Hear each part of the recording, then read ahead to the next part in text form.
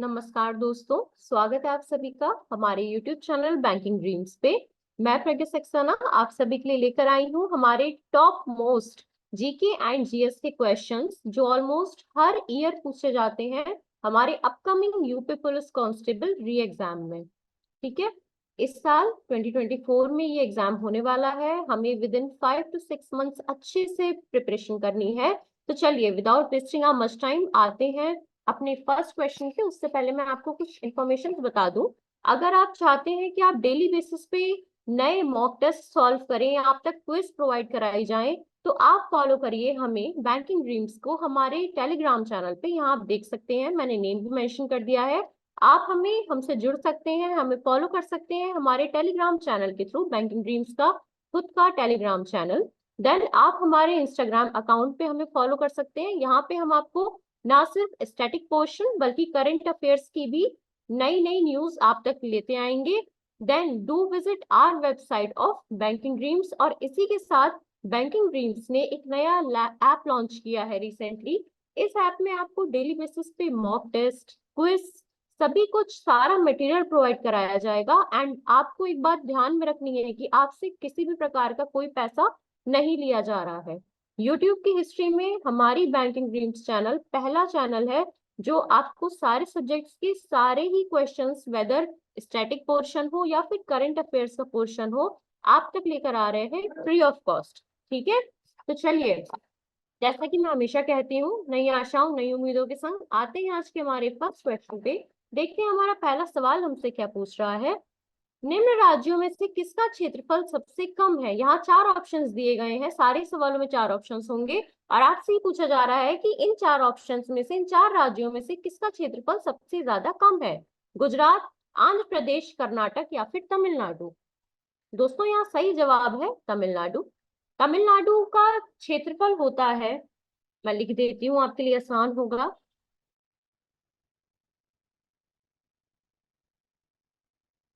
1,30,060 kilometre square का total क्षेत्रफल रखता है तमिलनाडु। और इन चार राज्यों में से सबसे कम है इसका क्षेत्रफल तमिलनाडु का। परंतु तमिलनाडु हमारी 10th नंबर की, ठीक है, श्रृंखला में 10वें नंबर पर आती है। 10th नंबर की सबसे बड़ी स्टेट है इंडिया की।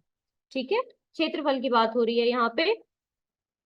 आते हैं अपने सेकंड क्वेश्चन पे, देखते हैं अगला सवाल हमसे क्या पूछ रहा है। निम्नलिखित राज्यों के निर्माण का सही अवरोही क्रम है। देखिए, सभी राज्यों को जब निर्माण किया गया था, किसी भी राज्य का निर्माण किया जाता है तो वह उस राज्य का निर्माण दिवस कहलाता है। उस डेट को मेंशन कर लिया जाता है और आपसे ही पूछा जाता है कि बताइए इस राज्य का निर्माण कब किया गया। मानिए आपसे पूछा जाए कि हरियाणा का निर्माण कब किया गया, तो आपसे डेट पूछ ली जाएगी, सन पूछ ली जाएगी। कई बार डेट नहीं भी पूछी जाती है पर आपको सन पता होनी चाहिए। यहाँ पे हमें चार ऑप्शंस दिए गए हैं, हमें बताना है कि सबसे पहले किसका निर्माण हुआ, उसके बाद किसका, उसके बाद किसका। इस क्रम में हम लगाएंगे अपने आंसर को।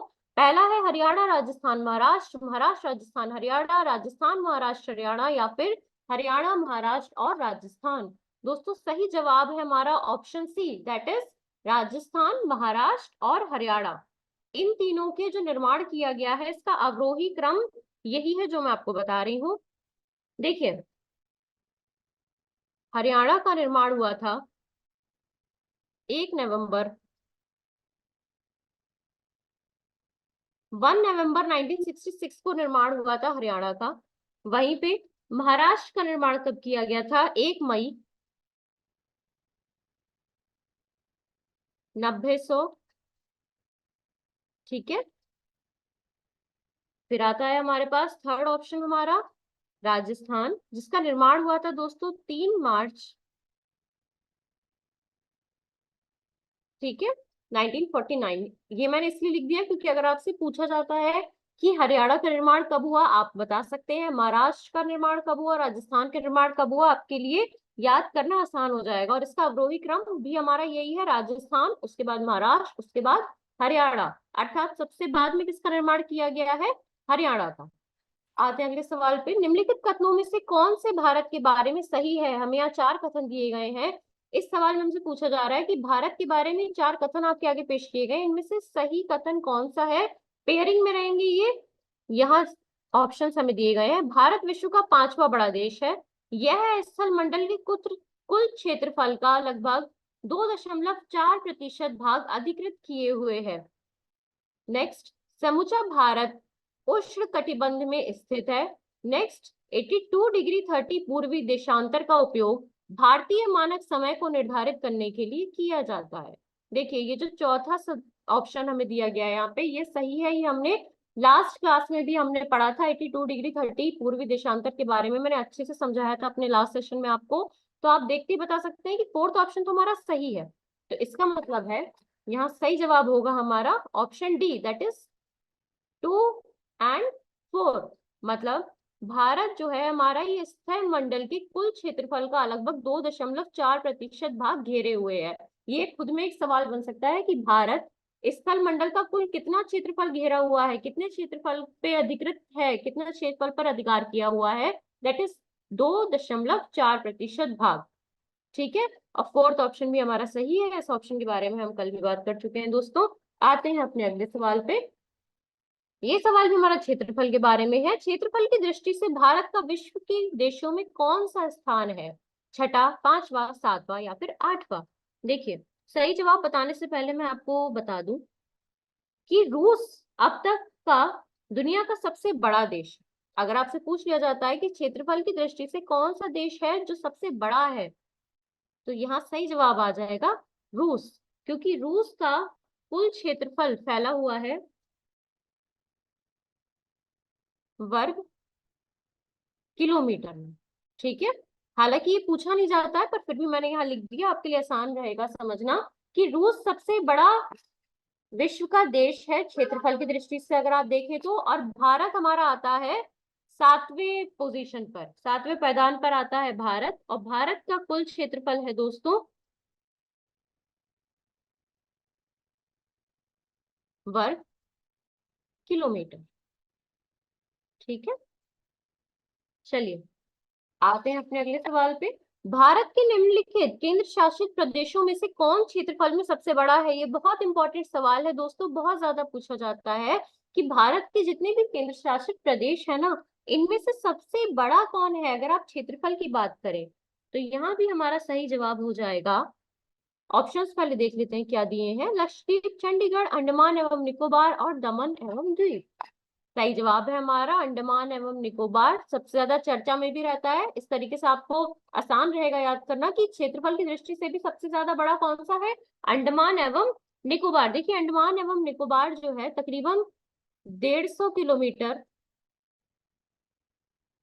तकरीबन 150 किलोमीटर चौड़े एक चैनल से विभाजित है।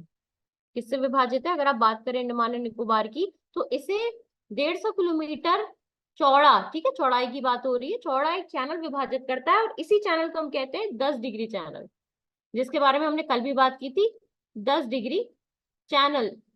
ये सवाल आपसे पूछ लिया जाएगा घुमा के कि कौन सा चैनल है जो अंडमान एवं निकोबार को विभाजित करता है।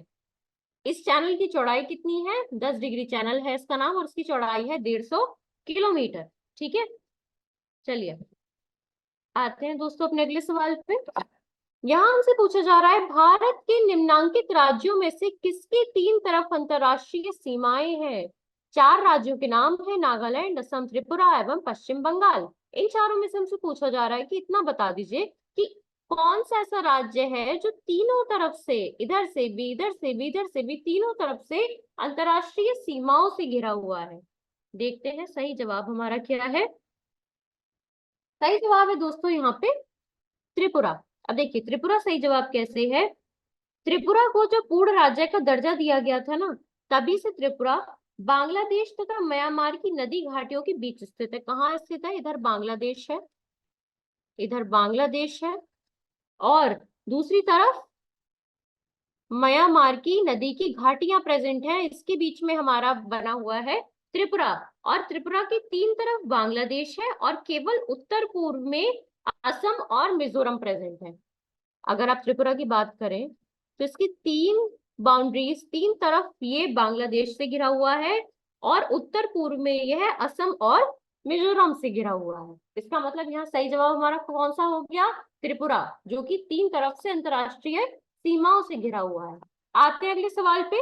भारत के निम्नलिखित राज्यों के समूहों में से कौन सा समूह पाकिस्तान से सीमा बनाता है? चार ऑप्शंस दिए गए हैं हमें यहाँ, चार समूह दिए गए हैं विभिन्न राज्यों के भारत की। हमसे पूछा जा रहा है कि कौन सा है जो पाकिस्तान से सीमा बनाता है। यहाँ ऑप्शन है हमारे पास। ऑप्शन ए पंजाब, जम्मू एवं कश्मीर, राजस्थान तथा गुजरात। जम्मू एवं कश्मीर, हिमाचल प्रदेश, पंजाब तथा राजस्थान। पंजाब, हरियाणा, जम्मू एवं कश्मीर तथा राजस्थान। पंजाब, हिमाचल प्रदेश, राजस्थान तथा गुजरात। देखिए ऐसे सवाल टफ इसलिए हो जाते हैं अगर आपने जल्दबाजी में सिर्फ वही नाम ध्यान में दिए, उन्हीं नामों पर ध्यान दिया, उन्हीं राज्यों के नाम पर ध्यान दिया जो कि सीमा पर है, पाकिस्तान की सीमा से लगते हैं, और उसी में कोई ऐसा नाम लिखा हुआ है जो सीमा से नहीं जुड़ता है, वही सवाल आपका ऑप्शन वही गलत हो जाएगा। तो ध्यान से पढ़ा करिए इसमें के सवाल जिनमें ऑप्शंस आपको लेंदी दिए हुए होते हैं। यहाँ सही जवाब है हमारा पंजाब, जम्मू एवं कश्मीर, राजस्थान तथा गुजरात। ये चारों राज्य जो हैं, इन चारों राज्यों का समूह पाकिस्तान से सीमा बनाता है। आते हैं अगले सवाल पे। बांग्लादेश की सीमा से लगे भारत के राज्य हैं, चार ऑप्शंस फिर हमें दिए गए हैं। नागालैंड, असम, सिक्किम, पश्चिम बंगाल। पश्चिम बंगाल, असम, मेघालय। मेघालय, असम, पश्चिम बंगाल, त्रिपुरा, या फिर नागालैंड, असम, पश्चिम बंगाल, मणिपुर। यहाँ हमसे पूछा जा रहा है कि इन चारों में से, इन चार ऑप्शंस में से कौन से ऑप्शन के राज्य सही हैं जो कि बांग्लादेश की सीमा से लगे हुए हैं, भारत के राज्य। यहाँ सही जवाब है हमारा option C, that is Meghalaya, Assam, Paschim Bangal एवं त्रिपुरा। आते हैं अपने अगले सवाल पे। निम्नलिखित राज्यों में से कौन सा राज्य बांग्लादेश से अपनी सीमा नहीं बनाता है? नागालैंड, असम, मेघालय या फिर मिजोरम।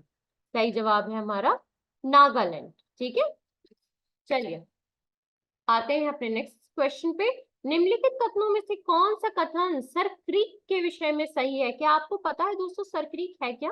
मैं बताऊंगी, उससे पहले देख लेते हैं क्या कथन दिए हुए हैं। यह भारत और पाकिस्तान के बीच झेलम नदी को विभाजित करने वाली एक काल्पनिक रेखा है।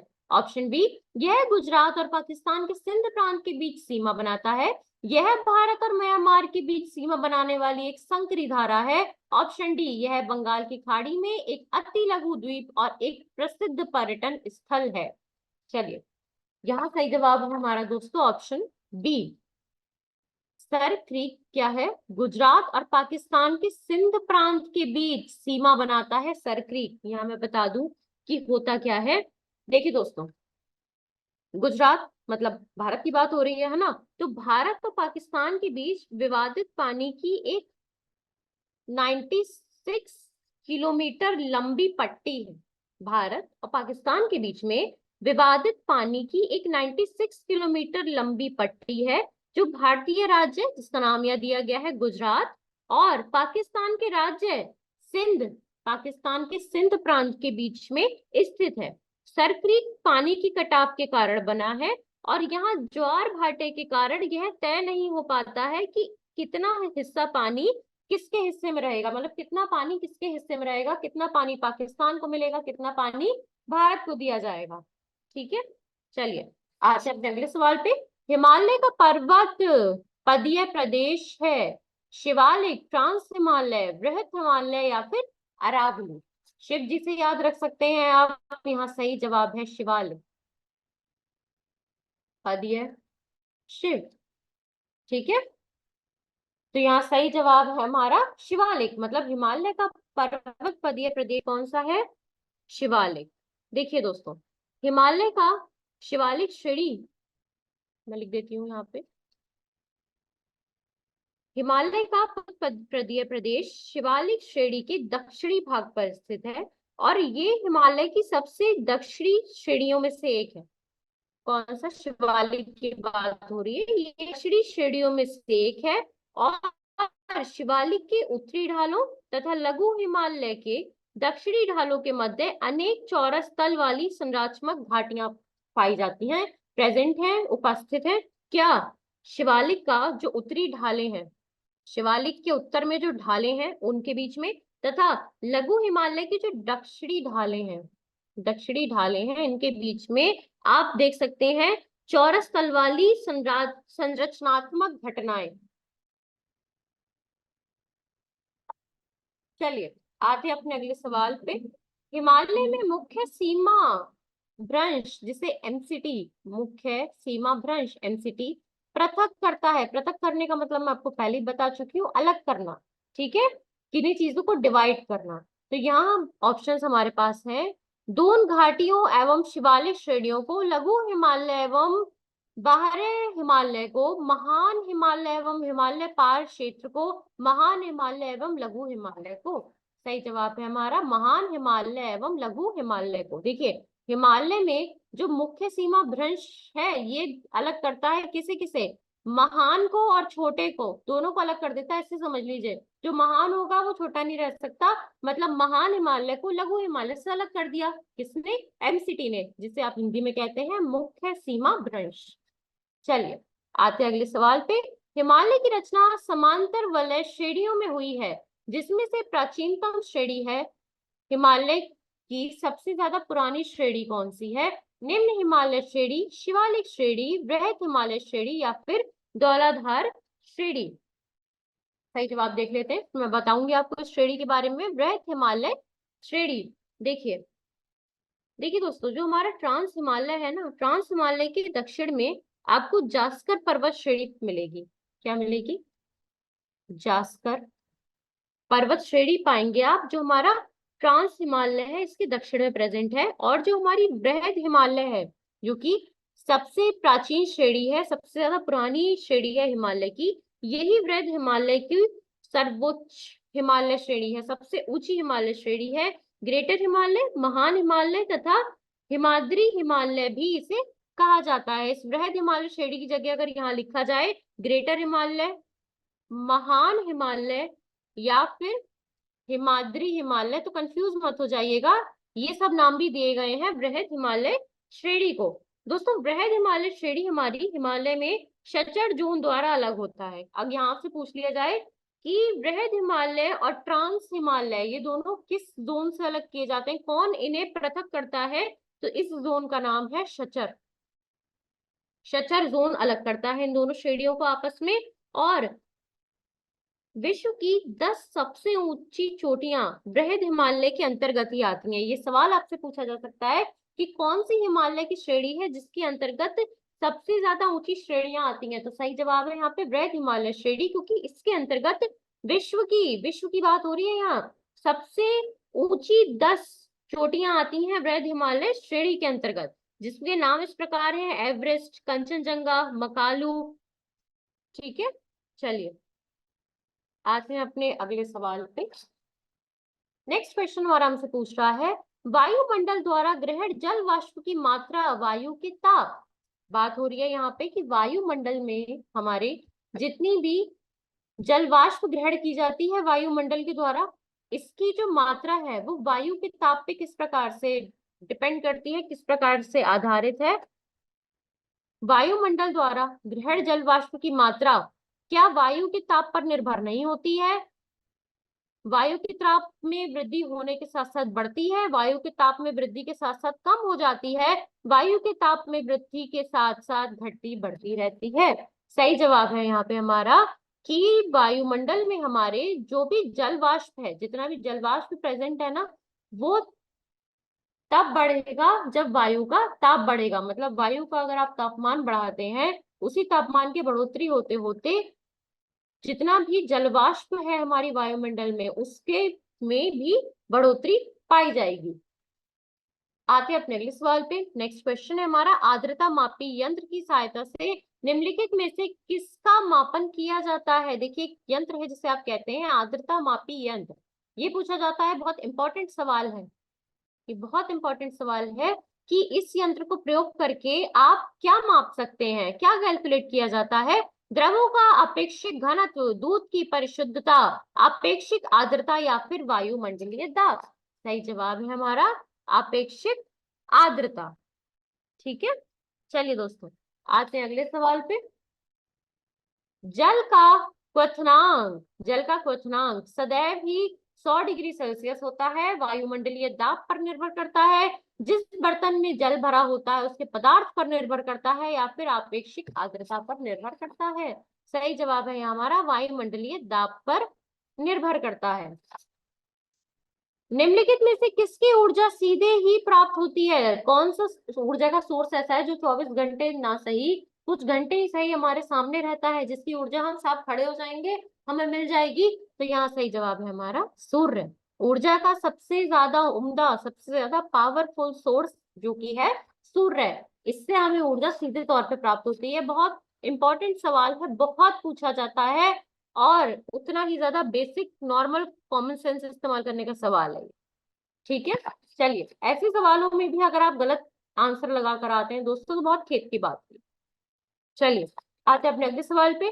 प्रकाश की तरंग ध्वनि तरंगों से इस प्रकार भिन्न है, यहाँ बात हो रही है प्रकाश की तरंग और ध्वनि तरंगों की। देखते हैं कि किस प्रकार से भिन्न है। ऑप्शन ए, प्रकाश की तरंगे विद्युत चुंबकीय है किंतु ध्वनि तरंगे नहीं। ऑप्शन बी, प्रकाश तरंगे जल में गमन कर सकती हैं किंतु ध्वनि तरंगे नहीं। ऑप्शन सी, प्रकाश सभी माध्यमों में समान वेग से चलता है। ऑप्शन डी, प्रकाश तरंगों से व्यतिकरण जिसे आप इंटरफेरेंस कहते हैं पैदा होता है, ध्वनि तरंगों से नहीं। दोस्तों सही जवाब है हमारा कि जो हमारी लाइट वेव्स है, वेव ऑफ लाइट है जिसे आप प्रकाश की तरंगे कहते हैं, ये विद्युत चुंबकीय होती हैं, लेकिन ध्वनि तरंगे विद्युत चुंबकीय नहीं होती हैं। ठीक है, आते हैं अगले सवाल पे। अपमार्जक द्वारा कठोर जल के साथ झाग उत्पन्न करने का क्या कारण है?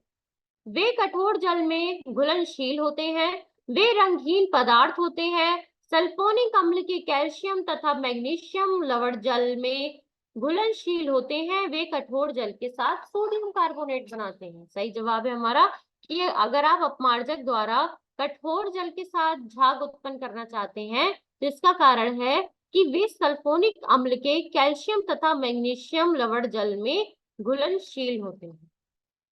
देखिए दोस्तों, कठोर जल में आप क्या पाते हैं, ये आपसे पूछा जाता है कि ऐसा क्यों होता है।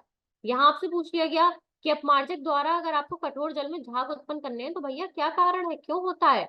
और आपसे अगर ये पूछ लिया जाए कि ऐसा कठोर जल में क्या पाया जाता है जिसके कारण ये झाग, नॉर्मल पानी इस्तेमाल नहीं कर सकते, आपको कठोर जल की नीड है, तो कठोर जल में उपस्थित calcium ion and magnesium ion Ca2+ और Mg2+ प्रेजेंट होता है कठोर जल में। इन दोनों आयनों के साथ कोई अवक्षेप नहीं बनाते हैं जिसके कारण वह खूब झाग देता है। मतलब क्या है कि जो सल्फोनिक अम्ल है और सल्फोनिक अम्ल के कैल्शियम तथा मैग्नीशियम लवण जल में, मतलब कठोर जल में Ca2+ और Mg2+ के संग किसी प्रकार का कोई भी अवक्षेप नहीं बनाते हैं, इंक्लूड नहीं होते हैं आपस में, यही कारण है कि झाग की मात्रा बहुत ज्यादा पाई जाती है। अगला सवाल आता है हमारा, चूने के जल में क्या होता है जिससे आप कहते हैं चूना, लाइम। ठीक है, तो चूने के जल जिसे आप कहेंगे लाइम वाटर, इसमें क्या होता है? Sodium hydroxide, calcium hydroxide, sodium carbonate, calcium chloride. सही जवाब है हमारा यहाँ पे कैल्शियम हाइड्रोक्साइड। कैल्शियम हाइड्रोजन के साथ प्रेजेंट था, मिला के बना दिया लाइम। याद हो गया, कैल्शियम को जोड़ दीजिए हाइड्रोजन से, लाइम बना देता है, भाई सीधी सी बात है। तो यहाँ हमारा सही जवाब हो जाएगा calcium hydro oxide, hydro water oxide oxygen. चलिए देखिए दोस्तों, यहाँ मैं आपको लाइम वाटर का फॉर्मूला भी बता दूं। कैल्शियम, ठीक है, CaOH की होल टॉइस, ये फॉर्मूला होता है हमारा चूने का, चूने के जल का। जैसे यहाँ पे हमने पढ़ा ना कि चूने के जल को हम कहते हैं लाइम वाटर, इसका मैंने आपको फॉर्मूला बताया। ऐसे ही दोस्तों यहाँ पूछ लिया जाता है कि NaOH, इसे किस नाम से जाना जाता है? सोडियम हाइड्रोक्साइड, जो ये नाम दिया हुआ है ना सोडियम हाइड्रोक्साइड, ये होता है हमारा NaOH। इसे कास्टिक सोडा या फिर दाहक सोडा के नाम से भी जाना जाता है। किसके किसके नाम से? कास्टिक सोडा, कास्टिक सोडा या फिर दाहक सोडे के नाम से भी जाना जाता है। और इसका उपयोग दोस्तों साबुन बनाने में, रंग बनाने में होता है। साबुन और रंग अगर आपको बनाना है, NaOH लेकर बैठ जाइए। ठीक है, चलिए अपार्ट फ्रॉम जोक्स आते हैं अपने अगले सवाल पे। वायु के नमूने में क्या है?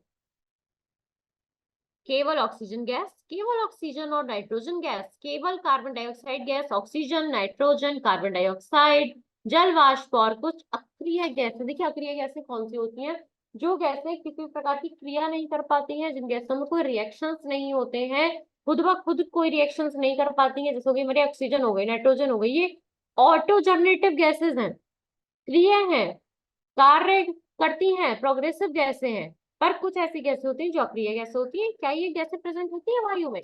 तो यहाँ जवाब है ऑप्शन डी। मतलब वायु में सिर्फ ना ऑक्सीजन, नाइट्रोजन, कार्बन डाइऑक्साइड, जलवाष्प मतलब मॉइस्चर जो होता है ना, और कुछ अक्रिय गैसें, ये सब मिलके बनाती हैं वायु। चलिए आते हैं अगले सवाल पे। वायु में विभिन्न गैसों का अनुपात क्या है?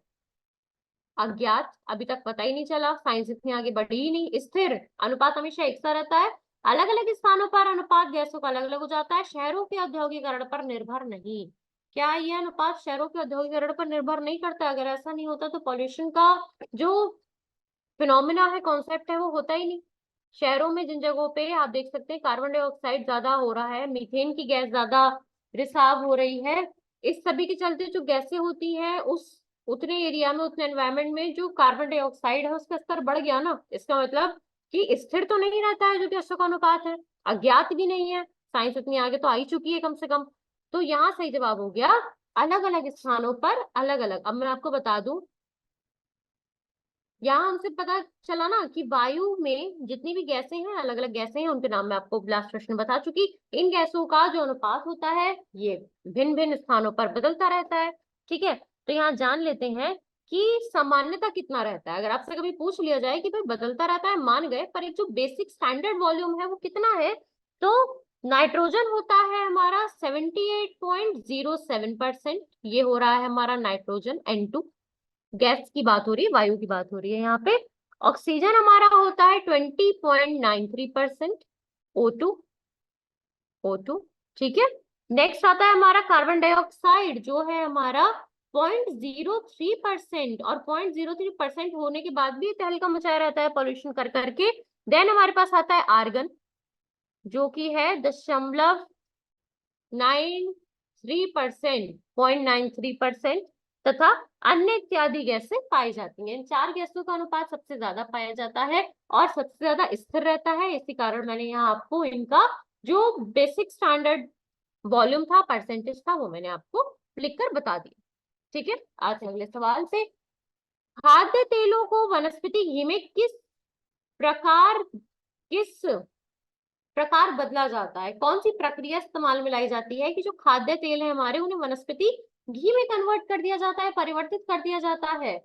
हाइड्रोजनीकरण, आसवन, ऑक्सीकरण या फिर क्रिस्टल? सही जवाब है हमारा हाइड्रोजनीकरण। देखिए किसी भी सवाल का अगर आपको जवाब किसी कॉन्सेप्ट के जरिए नहीं याद हो रहा, तो उसको कोई ट्रिक बना लीजिए याद करने की। कई बार होता है इजी से इजी चीज हमारे दिमाग में नहीं बैठ पाती है, तो ऐसे केसेस में हम कुछ नहीं करते, हम बस ट्रिक्स इस्तेमाल में लाते हैं। ये ट्रिक्स, जैसे यहाँ आप ट्रिक लगा सकते हैं कि साहब मुझे खाने के लिए चाहिए पानी, और इसी पानी को इस्तेमाल करके मैं तेल उठा के घी में बदल दूंगी। मतलब जो हमारा खाद्य तेल है उसे वनस्पति घी में कन्वर्ट कर दूंगी हाइड्रोजन की मदद से, और ये हाइड्रोजन हमारा होता है पानी में। तो मुझे पानी दे दो, मैं तेल को घी में परिवर्तित कर दूंगी। यहाँ सही जवाब हो गया हमारा हाइड्रोजनीकरण। हाइड्रोजनीकरण के बारे में आपको बता दूं कि ये होता क्या है। देखिए, जब भी उत्प्रेरक, जैसे कि हमारा निकिल, पैलेडियम, ठीक है, निकिल, पैलेडियम या फिर प्लेटिनम, निकिल, पैलेडियम या फिर प्लेटिनम की जब भी उपस्थिति होती है ना, इस उपस्थिति में जब आणविक हाइड्रोजन, जब आणविक हाइड्रोजन, ठीक है, आणविक हाइड्रोजन होता है हमारा H2। जब भी आणविक हाइड्रोजन और अन्य यौगिक या तत्व के बीच एक रासायनिक प्रतिक्रिया होती है, इसी प्रतिक्रिया को आप कहते हैं हाइड्रोजनीकरण। देखिए ये प्रतिक्रिया जो है मूल रूप से कार्बनिक यौगिकों को नम या संतृप्त करने की प्रक्रिया, ठीक है। इसी प्रक्रिया को इस्तेमाल में लाके क्या बनाया जाता है? जो हमारा खाने का तेल है, खाद्य तेल है, कंजम्पशनेबल ईटेबल तेल है, इस तेल को उठा के वनस्पति घी में परिवर्तित कर दिया जाता है। नेक्स्ट क्वेश्चन हमारा आता है, किस विटामिन को हार्मोन भी कहते हैं? विटामिन डी, बी, डी, ई। अब क्या आपने समझे? मैं विटामिन ए को बोल गई विटामिन डी और आप ऐसे सुन रहे थे। तो यहाँ हमारे पास ऑप्शंस है विटामिन ए, बी, डी और ई। सही जवाब है हमारा विटामिन डी। बहुत ज्यादा इंपॉर्टेंट विटामिन है हमारी बॉडी का। इस विटामिन को हम हार्मोन भी कहते हैं। देखिए विटामिन डी, इसके बारे में कुछ इंपॉर्टेंट पॉइंट्स हम बात कर लेते हैं जो कि पूछे जाते हैं सवालों में। यह किडनी द्वारा निर्मित एक हार्मोन होता है हमारा विटामिन डी। किसके द्वारा निर्मित होता है? किडनी द्वारा निर्मित एक हार्मोन होता है विटामिन डी। देखिए हमारे जिगर और गुर्दे में विटामिन डी को सक्रिय हार्मोन में परिवर्तित करते हैं। जिगर और गुर्दा, हमारा जिगर और गुर्दे जो है विटामिन डी को सक्रिय हार्मोन में कन्वर्ट कर देते हैं। जब भी हम विटामिन डी कंज्यूम करते हैं उसके बाद की बात हो रही है, जिसे कैल्सिट्रियोल कहा जाता है। सक्रिय हार्मोन विटामिन डी हमारी बॉडी में जाके किसमें कन्वर्ट हो जाता है? कैल्सिट्रियोल में। ये पूछा जा सकता है दोस्तों, इंपॉर्टेंट है कि विटामिन डी हमारी बॉडी में आफ्टर कंजम्पशन जिगर और गुर्दे को पार करने के बाद जिगर और गुर्दे द्वारा किसमें परिवर्तित कर दिया जाता है? कैल्सिट्रियोल में। ठीक है, देखिए विटामिन डी हमारा ना मुख्य रूप से रक्त में कैल्शियम की एकाग्रता को नियंत्रित करने में मदद करता है। आपने डॉक्टर्स के मुंह से भी सुना होगा कि बॉडी में आप अगर सिर्फ कैल्शियम कंज्यूम कर रहे हैं तो कैल्शियम आपकी बॉडी में नहीं रुकेगा ऐसे ही।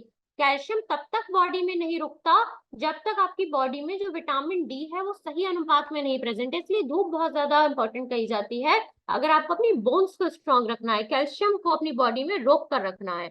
और आप इसे इस तरीके से भी समझ सकते हैं कि अगर आपको कैल्शियम की एकाग्रता चाहिए, कैल्शियम को नियंत्रित करने के लिए कि बढ़ ना जाए, कम ना हो जाए, इस बात को नियंत्रित करने के लिए कौन इस्तेमाल में लाया जाता है? Vitamin D. यह मजबूत हड्डियों के विकास के लिए भी महत्वपूर्ण है, क्योंकि कैल्शियम रोकता है तो हड्डियों का विकास तो करेगा ही। क्यों? क्योंकि लास्ट सेशन में आपको बता चुकी हूँ कि सबसे ज्यादा हमारी बॉडी में कैल्शियम कहाँ प्रेजेंट होता है? हमारे दांतों में और हमारी हड्डियों में। ठीक है, नेक्स्ट क्वेश्चन हमारा आता है दोस्तों रेनिन के बारे में। नेक्स्ट क्वेश्चन हमारा, रेनिन का स्रण करने वाला अंग है यकृत, जिसे आप लिवर कहते हैं, आमाशय स्टमक, वृक्क, किडनी या फिर उपरोक्त में से कोई भी नहीं। सही जवाब है हमारा यहाँ पे दोस्तों आमाशय, जिसे हम इंग्लिश में कहते हैं स्टमक। ठीक है, आमाशय होता है हमारा स्टमक। रेनिन क्या होता है? अब बात यहाँ पे ये भी आती है ना, रेनिन क्या होता है पता तो होना चाहिए।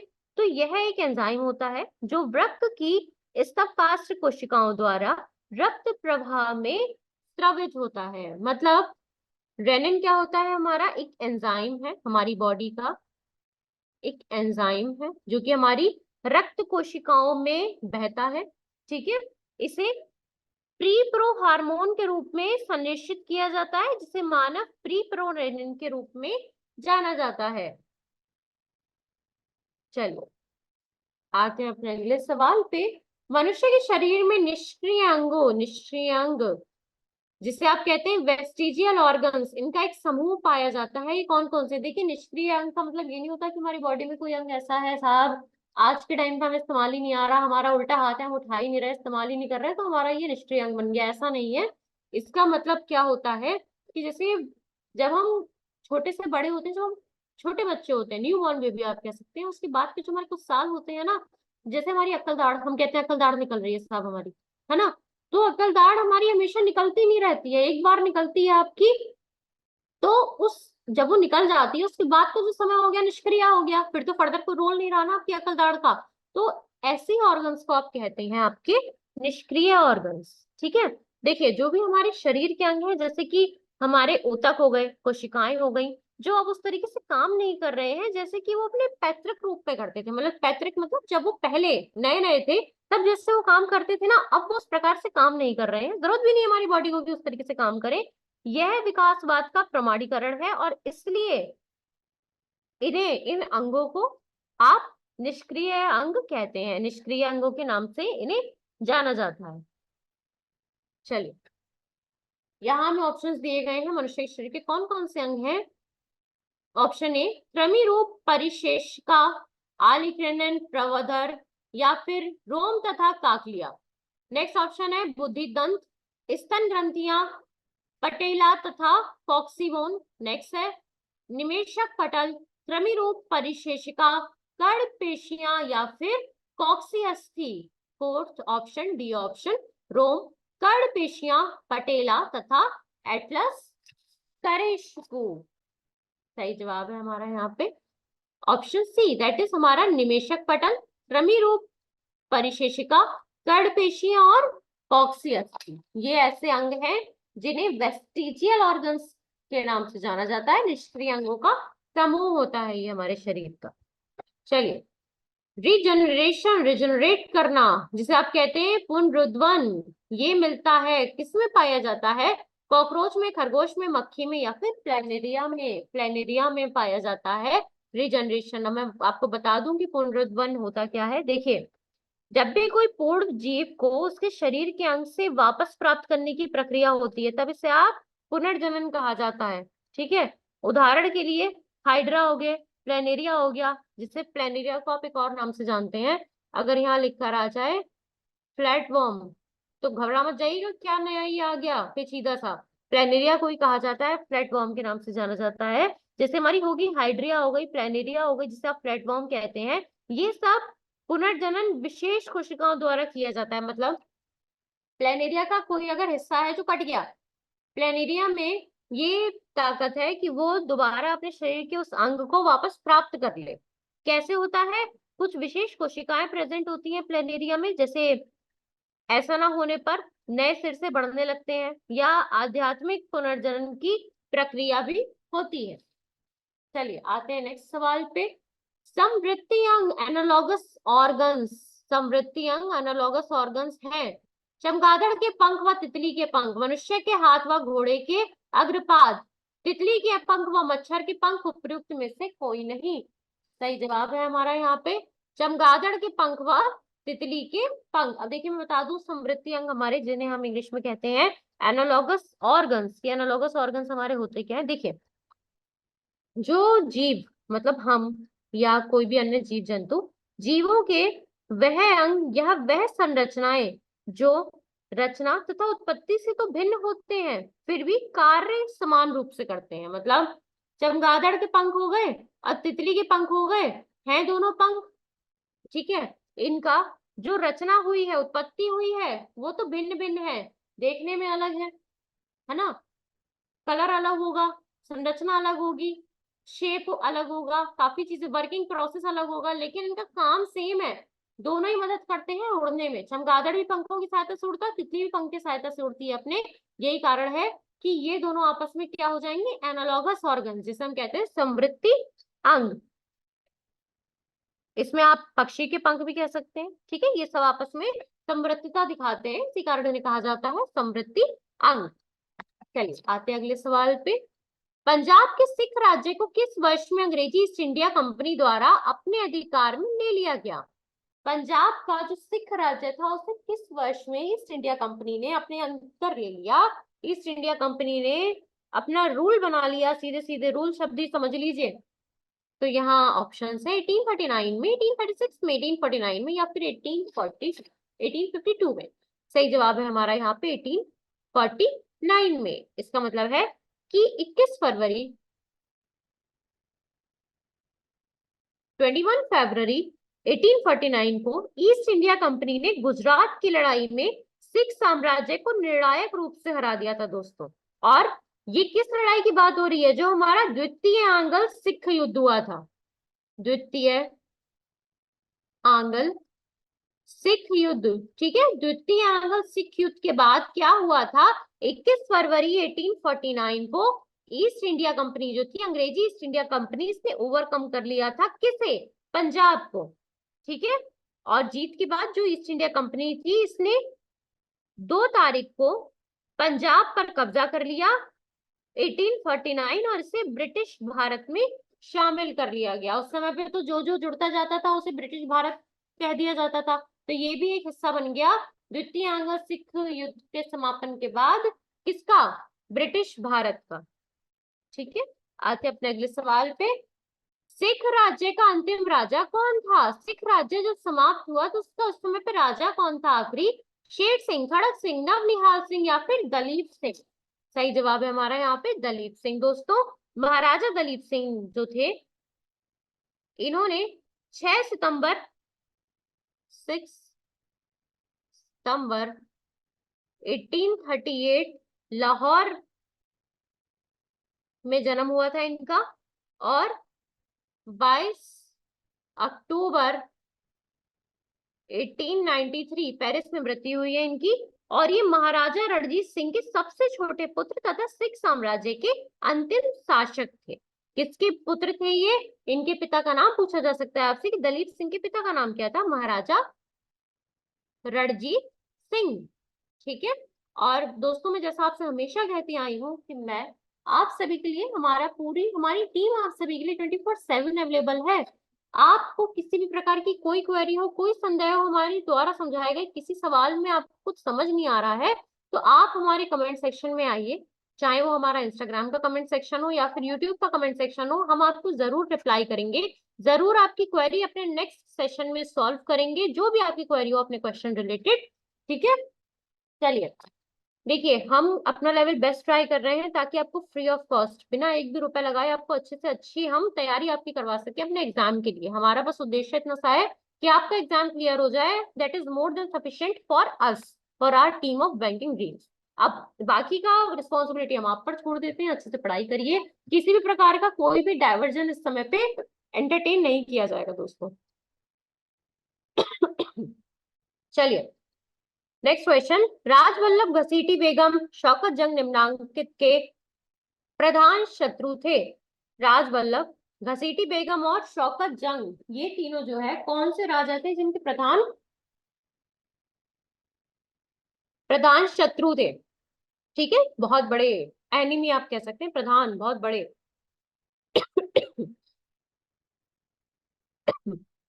सिराजुद्दौला, अलीवर्दी खां, मीर कासिम या फिर नंद कुमार?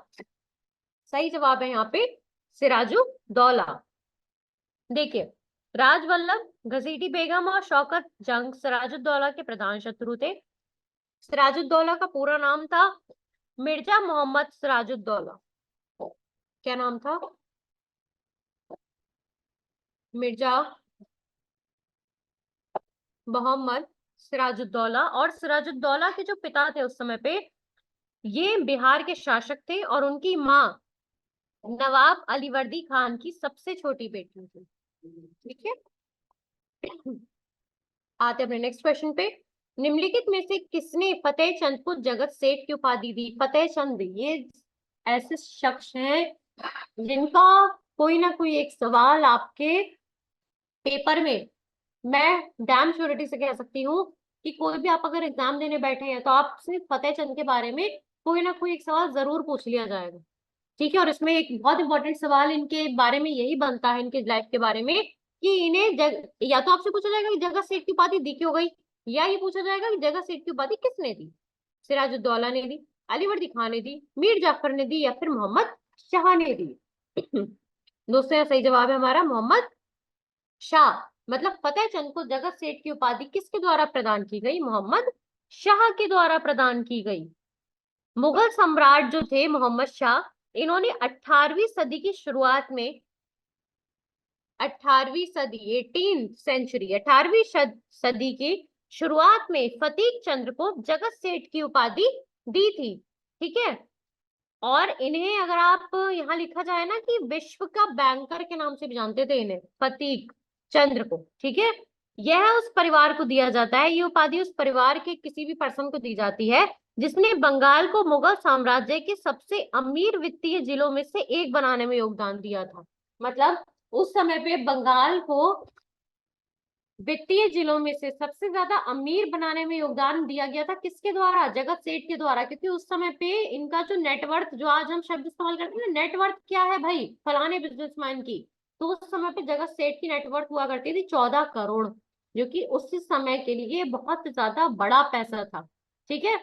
और जगत सेठ जो थे इसी बैंकिंग फर्म के मालिक थे। इन्हें सम्राट द्वारा बंगाल का कोषाध्यक्ष जनरल भी नामित किया गया था। यह इस बैंकर के घर के लिए एक बहुत उपयुक्त श्रद्धांजलि थी। किसके? जगत सेठ के। चलिए, आते हैं नेक्स्ट क्वेश्चन पे। 18वीं शताब्दी में भारत में फ्रांसीसियों के सफल ना होने में निम्नलिखित में से कौन सा एक कारण था? 18वीं शताब्दी में दोस्तों फ्रांसीसी सफल नहीं हो पाए थे भारत में। मुख्य कारण क्या था ये मैं अपने सेकंड सेशन में इस बारे में हम पूरी बात कर चुके हैं, तो इस सवाल को दोबारा एक्सप्लेन करके हम आपका टाइम नहीं वेस्ट करते हैं, सीधे आ जाते हैं ऑप्शंस पे। ड्यूप्ले को निर्णायक समय पर वापस बुला लिया गया। उन्होंने चंदा साहिब तथा मुजफ्फर जंग जैसे कमजोर भारतीय पक्षों की तरफदारी की। उन्होंने भारतीय शक्तियों के खिलाफ षड्यंत्र किए। उनकी व्यापार कंपनी फ्रांसीसी सरकार पर बहुत अधिक निर्भर थी। सही जवाब हमारा यहीं पे है कि जो फ्रांसीसियों की ईस्ट इंडिया कंपनी थी वो बहुत ज्यादा डिपेंड हो गई थी किस पर, अपनी सरकार पर। चलिए आते हैं अपने नेक्स्ट क्वेश्चन पे। निजाम उल मुल्क ने किस स्वतंत्र राज्य की स्थापना की? हैदराबाद, हसनपुर, कंदहार या फिर बुरहानपुर? यहाँ सही जवाब है हमारा हैदराबाद। मतलब निजाम उल मुल्क ने किसकी स्थापना की? हैदराबाद की, जो कि एक स्वतंत्र राज्य था। ठीक है, देखिए निजाम उल मुल्क की बात हो रही है यहाँ पे, और निजाम उल मुल्क जो है आसफ झा हैदराबाद राज्य का संस्थापक था। इतना सा नाम नहीं है, निजाम उल मुल्क आसफ झा नाम है। ये पूछा जा सकता है कि इसके आगे आगे का नाम क्या है भाई?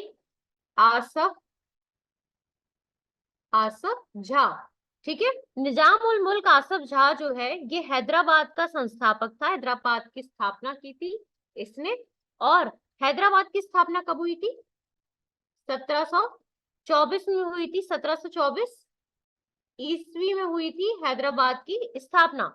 और इसी समय निजाम उल मुल्क आसफ झा या फिर चिन कुलिच खान, इनका जन्म का नाम भाई बड़ा हेक्टिक सा है सुनने में, पर पूछा जाता है, मैं बता देती हूँ कि निजाम उल मुल्क का जन्म के समय का नाम क्या था? चिन कुलिच खान। बस ऐसे याद रख लीजिए, चाचा बहुत है इसमें। चिन कुलिच खान, चिन कुलिच खान। ठीक है, चिन कुलिच खान द्वारा इसे एक स्वतंत्र राज्य बना दिया गया। देखिए नाम बताना आपके लिए इसलिए जरूरी था। मानिए निजाम उल मुल्क ना लिख कर आ जाए कि आसफ झा ने किस स्वतंत्र राज्य की स्थापना की या चिन कुलिच खान ने किस स्वतंत्र राज्य की स्थापना की, वहीं पे आप घूम जाएंगे, नहीं जवाब दे पाएंगे। तो आपको पता होना चाहिए जो इंपॉर्टेंट टिप्स एंड ट्रिक्स है किसी भी सवाल के। देखिए निजाम उल मुल्क के बारे में और बातें अगर हम कर लें यहाँ पे, क्योंकि इनके बारे में पूछा जाता है। ये एक मुगल बादशाह थे, फारूक सरियार के दरबार के सबसे शक्तिशाली सदस्यों में से एक थे। उन्हें पहले अवध की सूबेदारी सौंपी गई और बाद में उन्हें दक्कन का प्रभार भी सौंप दिया गया। उन्हें मुगल सम्राट मोहम्मद शाह द्वारा हैदराबाद के सूबेदार के रूप में भी नियुक्त किया गया था। और आसफ जहां से पहले दक्कन के मुगल सूबेदार मुबरीज खान भी एक स्वायत्त शासक के रूप में कार्य कर रहे थे। यहाँ हमसे पूछा जा सकता है कि आसफ जहां से पहले दक्कन के मुगल सूबेदार की गद्दी पर कौन था? तो उनका नाम था मुबरीज खान। चलिए आते हैं अपने अगले सवाल पे। निम्नलिखित में से कौन कलकत्ता का संस्थापक था? अभी लास्ट क्वेश्चन में हमने किसकी बात की? हैदराबाद को स्वतंत्र राज्य के रूप में किसने स्थापित किया? यहाँ बात आ जाती है कि कलकत्ता की संस्थापना किसने की? जॉब चॉर्नाक, चार्ल्स आयर, गैरोल्ड अंगिया या फिर विलियम नॉरिस? सही जवाब है हमारा जॉब चार्नाक। देखिए इसे याद करने की ट्रिक बता दूं कि कलकत्ता की संस्थापक कौन थे, कलकत्ता की संस्थापना किसने की? जॉब चार नाक ने। इनके पास कोई जॉब नहीं थी और चार नाकें थी, इस वजह से ये खाली थे। इन्होंने जाके संस्थापना कर दी कलकत्ता की। कलकत्ता बना दिया किसने? जिसके पास जॉब नहीं थी, जॉब चारनाक ने। ठीक है, जॉब चारनाक जो है ये संस्थापक थे कलकत्ता के। और उस समय कलकत्ता 3 गांवों से मिलाकर बनाया गया था, जिसमें सुतानुटी जिसमें सुतानुटी, गोविंदोपुर तथा कालीकता। सूतानुटी, गोविंदपुर और कालीकता, इन तीनों को मिलाकर बनाया गया था कलकत्ता, जिसे बाद में कालीकता का नाम हटाकर कोलकाता हो गया और अब उन्हें से कैलकटा किया गया। ठीक है, चलिए आज का सेशन दोस्तों यहीं तक था। और आई होप आप सभी को सारे क्वेश्चंस अच्छे से समझ में आ रहे हैं। किसी भी प्रकार की कोई क्वेरी है, कोई संदेह है, मैं आपको हर सेशन में कहती हूँ, दोबारा कह रही हूँ कि बिल्कुल आपको कॉम्प्रोमाइज करने की जरूरत नहीं है। किसी प्रकार का मन में अपने कोई दोहराए रखने की जरूरत नहीं है। हम 24/7 अवेलेबल हैं दोस्तों हमारे यूट्यूब चैनल पर।